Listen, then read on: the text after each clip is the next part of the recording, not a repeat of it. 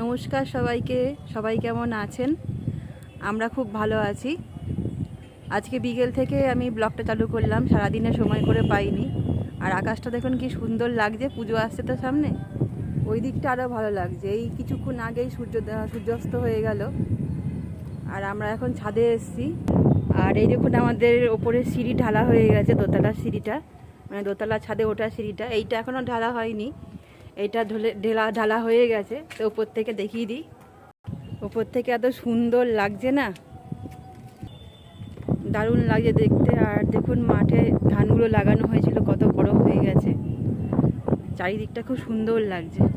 এই কিছুক্ষণ আগে আধ ঘন্টা হলো মিস্ত্রিটা গেছে, তখন ওই কটা হয়, পৌনে ছটা না, তারও আগে, 5:30। ওরা ওপরে সেন্টারিং করছে। আর আকাশটা কি দারুণ লাগছে দেখতে।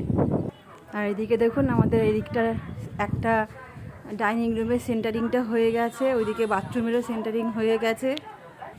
আর এইদিকে আমাদের রুমটারও সেন্টারিং হয়ে গেছে।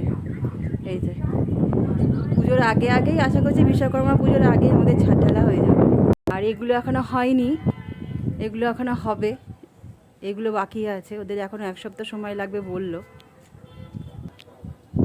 ছাদে সব পেরেক নোংরা ভর্তি, ওদের কাজের জিনিস সব ছড়িয়ে ছিটিয়ে আছে, খুব সাবধানে পা দিতে হচ্ছে। আর এখানে 2টো চেয়ার, আমি আর আমার ছেলে বসে আছি এখানে, সৈকত আর আমি। ওর বাবা এখনও আসেনি, আসবে। হালকা একটু মেঘ করেও এসছে, তা মনে হচ্ছে কেটে যাবে। ক্যামেরায় কতটা ভালো বোঝা যাচ্ছে জানি না। আর এই যে এখন 6:10-এর ট্রেনটা যাচ্ছে। এইখানটা বসে বসে ভিউটা এত সুন্দর পাওয়া যায় যে বিকেলটা এখানে সুন্দর কাটে আমাদের। এটা এখন হাওড়া যাবে, আরামবাগ হাওড়া লোকাল।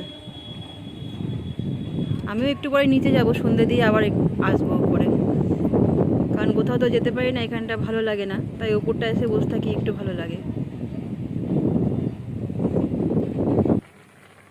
রাত হয়ে গেছে, এখন প্রায় 6:45 বাজে। নিচে চলে এসেছি, আর একটু বসিয়েছি ম্যাগি। সৈকতের বাবা খাবে, আমি এগুলো খাই না, আমার এগুলো খেতে পছন্দ করে না, আমার চাউমিন খেতে ভালো লাগে।